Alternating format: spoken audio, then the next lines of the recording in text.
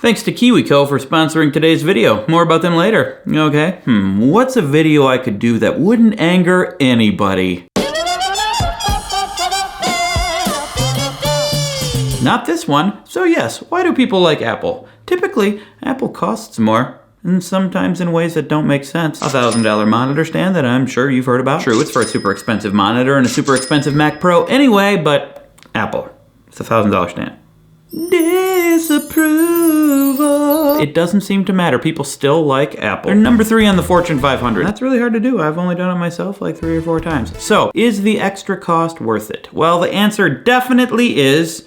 It's a matter of opinion, and it really comes down to what you know, what you need, how much money you have, and what you care about. Luckily, I have concocted a list that shall dispel probably nothing, but let's try. 1. Durability. My MacBook has lasted 4 years, and it's just as good as when I bought it. My parents' iMac is from 2009. It still runs great. Isn't that right, Mom and Dad? That's right, sorry. I didn't actually have a camera when I talked to them about it, so I'll just have my clones reenact it. Our iMac is from 2009! And it still runs great! You're absolutely right, sexy person! So are you, gorgeous? But all of that said, I'm sure many of you have had bad experiences with Apple's breaking down, or you've had really good experiences with other products that have lasted a long time. And to that I say, that's great. I'm glad it worked out for you. 2. Built-in software. You could say Apple comes with a lot of great software that's free, that's just right there on the machine. GarageBand is crappy music editing software, but I use it. That's what I have always used, and it's fun, and it's useful, and it's free, and it works. I made this song for this video. This song is stupid. It's a stupid song. And now it's dubstep. You can download that song probably nowhere. And there's also cheap software that you can buy, like Final Cut Pro X, which I immediately hated and switched to Adobe Premiere faster than you can say Wozniak. But it is cheaper, and a lot of people like it. So is this a reason to pay more for an Apple product? I don't know. You can, I'm sure, get good free software with other computers. So the answer is hard to say. 3. Ease of use. Apple has a reputation for being really user-friendly, smooth. You pick it up and it works. But I don't really have any problem operating my Android. That's right, I go both ways, and I've never had a problem operating a PC. Also, I came across this video from Linus Tech Tips, where he goes head-to-head with iJustine. She's on a PC and he's on a Mac. The systems they're each not comfortable with. They both kind of failed, so I guess it just comes down to what you know. No need to get all huffy about it. 4. The ecosystem. Apple is just this family of products that all work real well together. A MacBook seamlessly connects to an iPhone, that connects to an iWatch, that connects to an AirPod, that connects to an iPad, that connects to a HomePod, and it all connects to your iSoul, which is a thing I just made up, but then I looked it up and it was actually an open source app for the old peer-to-peer network SoulSeek. But here's the problem with the ecosystem. It's just really hard to use other apps outside of the ecosystem. When I switched from iPhone to Android, breaking out of iMessage was the hardest thing I've ever had to do. And I've played Dark Souls. It is a beautiful place inside the walled garden of the ghost of Steve Jobs, but it can also be a cage. Apple? More like Trapple. I'm terribly sorry about that. Marques Brownlee actually made a great video about the Apple ecosystem. Have you ever asked somebody why they use an iPhone? Sometimes it's hard to break away from that ecosystem. iMessage, man, in the ecosystem. You need to be totally into the Apple ecosystem. So is this robust ecosystem where everything just flows together like a beautiful dream worth the extra cost? 5. Customer service. Came across a lot of stories of people who had problems, took their stuff to Apple Store, and everything was beautiful and helpful and wonderful. Personally, I've had great experience with Apple customer service, but I haven't had to use it in a long time because I haven't had a problem with my laptop. And because of their cage ecosystem, they can introduce fixes and patches and updates pretty quickly, often quicker than other non-Apple companies. That said, whatever Mama Apple decides to change, you have to live with it. They just announced that they're getting rid of iTunes, and they're turning it into 3 different apps: Apple Music, Apple TV, and Apple Podcasts. Great. Now I only need 3 apps to listen to my Frozen soundtrack, and to listen to my Frozen podcast, and to watch Frozen. Let it go.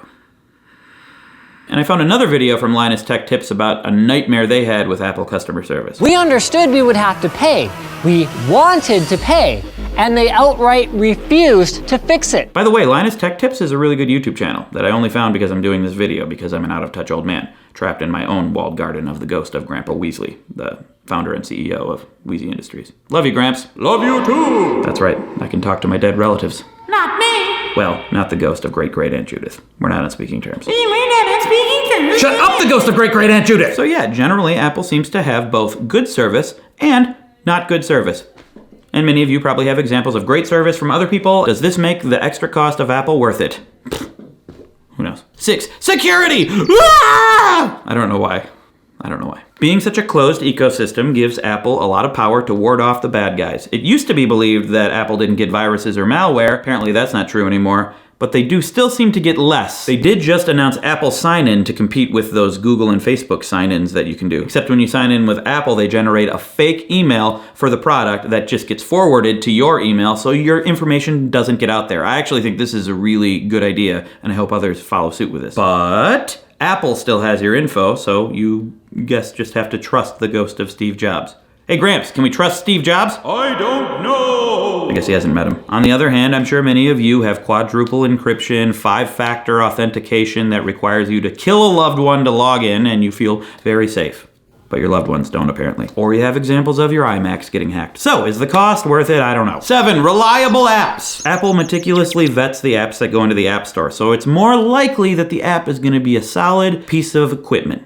Software. And Apple often gets the apps before the other devices, so that's all wonderful, whoop-de-doo. Again, it's a walled garden, so you're limited. With an Android, you can get thousands of apps. You can even get the weird stuff. I don't know what that means, and I don't want to know. Don't tell me. I have an Android. I could check it out. Not going to. Does that make it worth it? Moving on. 8, reputation as a leader. Yes, Apple has a great history of introducing innovations or perfecting other people's innovations. They have the mouse, they have the iPhone, they have the iTunes, they have the things and stuff. And if you're a part of that ecosystem, when they introduce a new innovation that's ahead of the game, you can be like, yeah, we're better. Nah. However, many say they haven't been innovating much these days, and they've been going downhill since Steve Jobs died, even though they've always criticized Apple even when he was alive, and there have always been lulls. So maybe things will turn around, but then again, maybe their time has passed and everyone's holding on to a dying dream. Like you with your stupid YouTube channel? Shut up, the ghost of my great-great-aunt Judith! Also, this benefit is really just an emotional thing that's kind of about status, being associated with the leader, the innovator, the pioneer, the American dream! But emotion and how the stuff you buy makes you feel is a real thing, whether you like it or not. So, does that make the extra cost of Apple worth it? I don't know. Not really to me, but could be to someone else. 9, design, aka, ooh, pretty, sleek, elegant, sexy, effervescent, if you don't know what effervescent means. And just, good looking. And not just the external hardware, but also the design of the apps and the way things move and feel. Again, this is entirely opinion, but you can't deny how consistent the design has been. Things like design and aesthetic, whether you like it or not, are things people care about when they buy stuff. I would say visual aesthetic and sex appeal are about 90% of the reason people subscribe to this channel.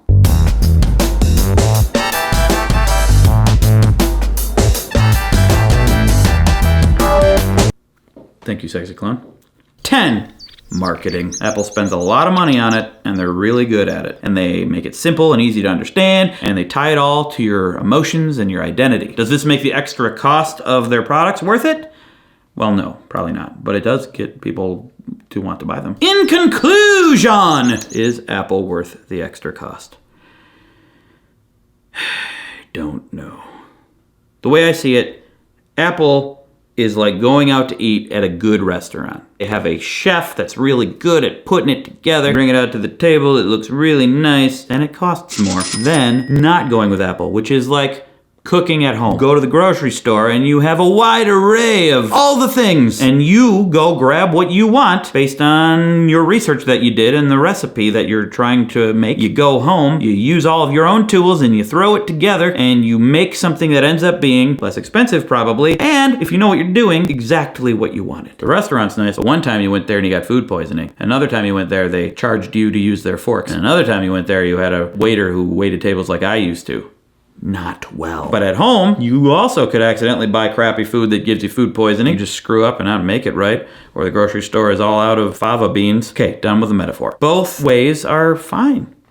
It just depends on what you want and how much you want to pay and what kind of experience you're looking for. You probably shouldn't go out to eat all the time. It's too expensive and they probably use too much oil. And when you're cooking at home, easy on the salt, okay?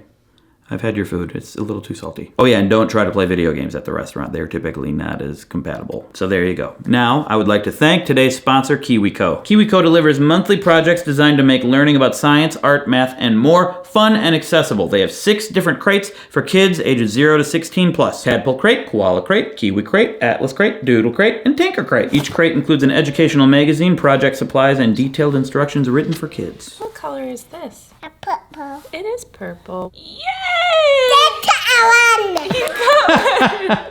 You can put all the pieces in there and take it with you. Wow. This is very cool. And you can support me by taking advantage of this really good offer. If you go to kiwico.com/Wheezy, you get your first month of any subscription at a $19.95 value for free. That's a good value, y'all. Thank you for watching. If you would like to be a part of the walled garden of the ghost of Grandpa Weasley, consider subscribing. I do a secret daily vlog every single weekday for patrons over on Patreon. That button's on the screen somewhere. So my next video is going to be me attempting to sit with good posture every day for a week. And it'll be recorded in our new house. No one cares. Shut up, the ghost of great